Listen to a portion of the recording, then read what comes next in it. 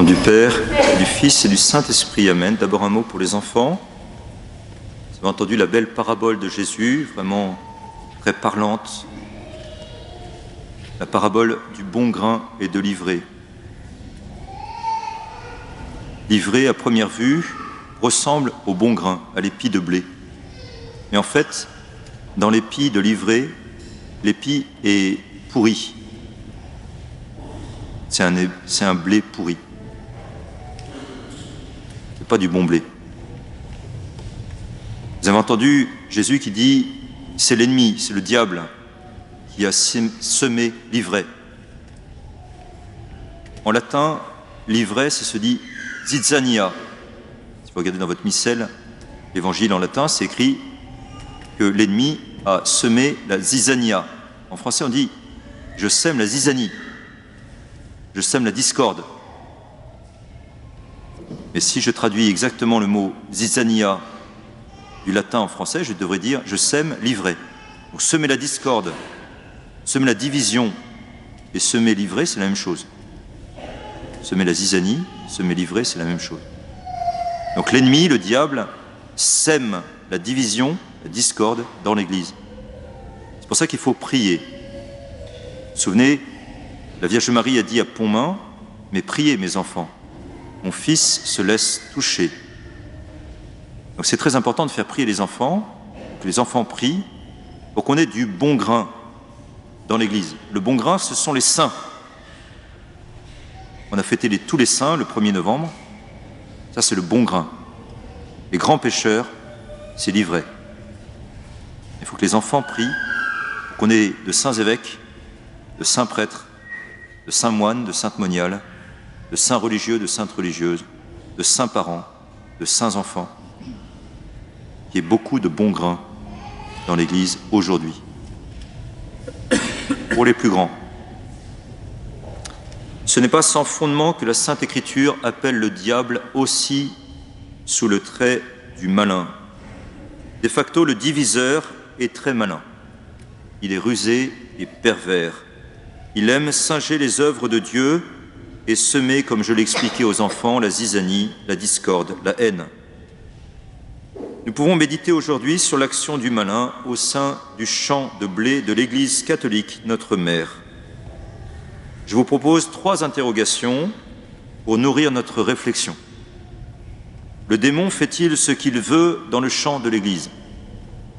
Pourquoi ne faut-il pas arracher l'ivraie avant le jugement de Dieu?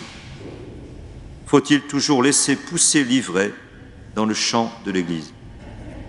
Premièrement, donc, le démon fait-il ce qu'il veut dans le champ de l'Église? La réponse est non, absolument pas. Le démon ne fait pas ce qu'il veut, heureusement, dans le champ de l'Église. Le démon n'est pas tout-puissant, il n'est pas un contre-Dieu, un rival de Dieu qui jouerait à armes égales avec le Seigneur. Le démon ne fait que ce que le Seigneur lui permet de faire, car rien n'échappe à la providence de Dieu. Certes, l'action du démon dans l'Église cause beaucoup de mal, mais il serait injuste et faux d'accuser Dieu, car le Seigneur n'est jamais l'auteur du mal. Il n'est pas non plus le complice du mal. Ce n'est nullement de la faute du Seigneur s'il y a de l'ivraie dans l'Église. L'ivraie a été semée uniquement par l'ennemi, nous dit Jésus dans la parabole d'aujourd'hui. Le Seigneur permet aux démons de tenter les hommes, mais nous le savons bien, le Seigneur donne toujours aux hommes la force de supporter la tentation et de la surmonter, de ne pas entrer en tentation, de ne pas succomber à la tentation. Saint Paul le dit très clairement aux Corinthiens, je cite Saint Paul. L'épreuve qui vous a atteint n'a pas dépassé la mesure humaine, car Dieu est fidèle. Il ne permettra pas que vous soyez éprouvés au-delà de vos forces, mais avec l'épreuve, il donnera le moyen d'en sortir et la force de la supporter.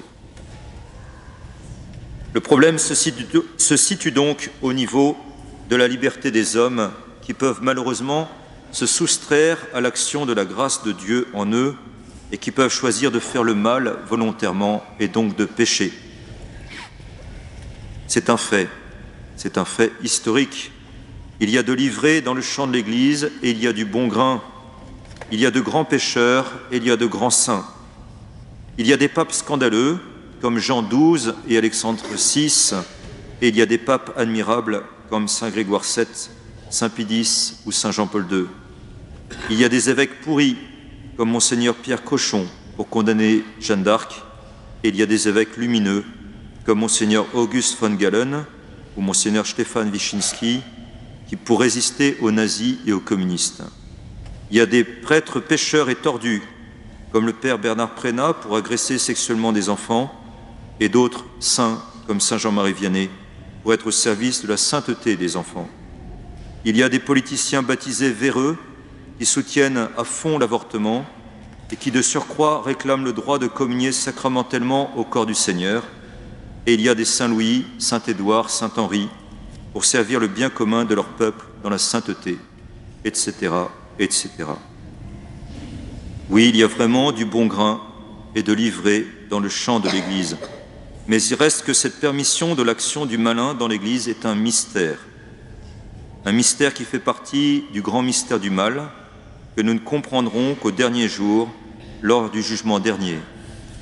Dans le champ de l'Église, il y a et il y aura toujours du bon grain et de l'ivraie à cause de la liberté humaine et à cause de l'action de l'ennemi. Deuxième question. Pourquoi ne faut-il pas arracher l'ivraie avant le jugement de Dieu? Eh bien parce que l'ivraie peut devenir du bon grain. En effet, tandis que le Christ, Jésus, est saint, innocent et sans tache, qu'il ignore le péché, l'Église, elle, enferme des pécheurs dans son propre sein. Elle est donc à la fois sainte et toujours appelée à se purifier, poursuivant constamment son effort de pénitence et de renouvellement. Oui, fort heureusement, la grâce de Dieu peut faire d'un pécheur un grand saint. Saint Jean-Marie Vianney disait « Tous les saints n'ont pas bien commencé, mais ils ont tous bien fini ». Nous connaissons les noms des saints qui furent de grands pécheurs. Saint Pierre, le premier pape, qui a été capable de renier 3 fois le Seigneur en jurant de dire la vérité. Le saint évêque Augustin, les saints prêtres Ignace de Loyola et Charles de Foucauld, la sainte femme Marie-Madeleine, chez qui l'orgueil et la luxure étaient dominants durant de nombreuses années de leur vie. Il ne faut pas arracher l'ivraie avant le temps de la moisson, pour lui laisser le temps de devenir du bon blé. Le Seigneur est patient et il veut le salut de tous ses enfants. Notre Seigneur le dit à ses apôtres, chapitre 6 de Saint Jean. Telle est la volonté de celui qui m'a envoyé, que je ne perde aucun de ceux qu'il m'a donnés, mais que je les ressuscite au dernier jour.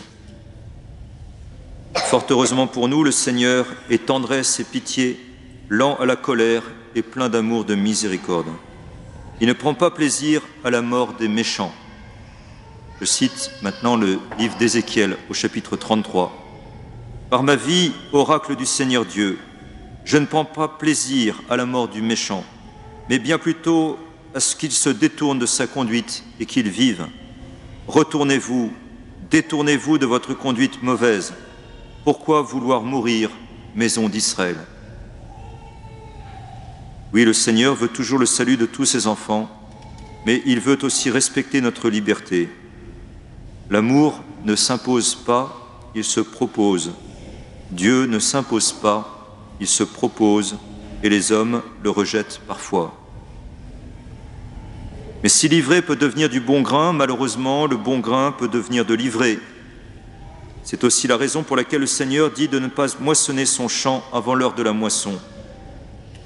Cette heure de la moisson, c'est à la fois l'heure de notre mort, où nous serons jugés en particulier, personnellement, mais aussi l'heure du jugement dernier, où nous dit Jésus au chapitre 6 encore de Saint Jean.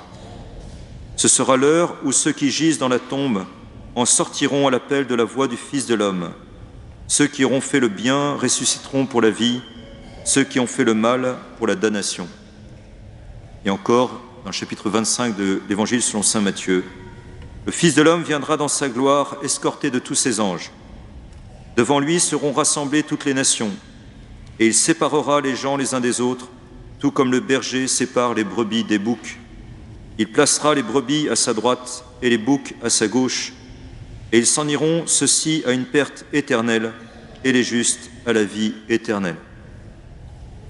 Il faut donc, vous le comprenez bien, laisser le temps au temps, le temps à chacun de nous de choisir son éternité, avec ou sans le Seigneur.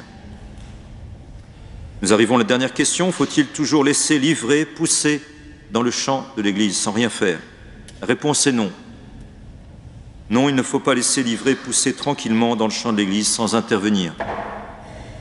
En effet, il faut préserver le reste du champ de l'action malfaisante de l'ivraie. Il faut reprendre les coupables pour leur permettre de se convertir et de se sauver. Et il faut réparer le scandale provoqué par l'action de l'ivraie. Il ne suffit pas, par exemple, de déplacer l'ivraie un peu plus loin dans le champ pour se dire que le problème est réglé. Comme lorsqu'un évêque déplace un prêtre soupçonné ou coupable de pédophilie dans une autre paroisse de son diocèse, ou encore lorsqu'il l'envoie dans un autre diocèse avec la complicité plus ou moins consciente d'un autre confrère évêque, sans traduire ce prêtre devant les tribunaux de l'Église et de l'État. En effet, le droit pénal ecclésiastique existe. Il est nécessaire de traduire devant les tribunaux de l'Église ceux qui, en son sein, sont de l'ivraie et non du bon grain. Depuis plusieurs décennies, le droit pénal ecclésial n'a pas été appliqué et nous en faisons les frais jour après jour. Pendant des décennies, une mauvaise conception de la justice et de la miséricorde a prévalu dans l'Église et il nous faut en sortir le plus vite possible. Ce n'est pas moi qui le dis, sinon ça n'aurait aucune valeur. C'est le grand et sage pape Benoît XVI que je cite maintenant. Écoutez bien, s'il vous plaît. L'archevêque de Dublin m'a dit quelque chose de très intéressant. Il a dit que le droit pénal ecclésiastique avait fonctionné jusqu'à la fin des années 1950. Il n'était certes pas parfait, il y a là beaucoup à critiquer, mais quoi qu'il en soit, il était appliqué. Mais depuis le milieu des années 1960, il ne l'a été tout simplement plus. La conscience dominante affirmait que l'Église ne devait plus être l'Église du droit, mais l'Église de l'amour, et elle ne devait plus punir. On avait perdu la conscience que la punition peut être un acte d'amour. Il s'est produit aussi, à cette époque, chez des gens très bons, un étrange obscurcissement de la pensée.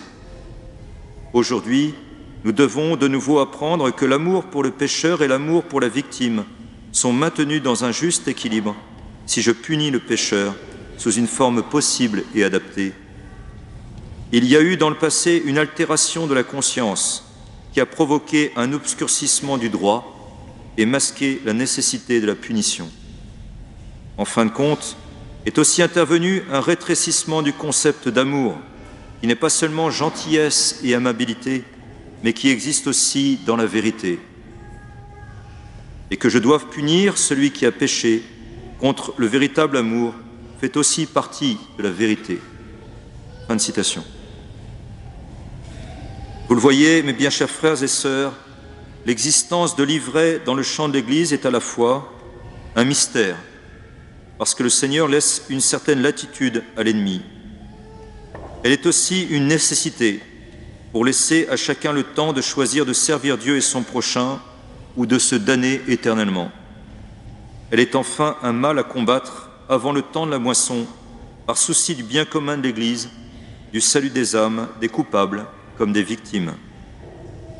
Alors mes bien chers frères, prions spécialement pour nos évêques en ce moment à Lourdes, afin qu'ils sachent discerner selon l'Esprit Saint et non selon l'esprit du monde qui gît au pouvoir du malin, afin que l'impunité cesse dans le champ de l'Église. L'ivraie existe et existera toujours dans l'Église, mais il n'est pas nécessaire de l'aider à pousser. Amen.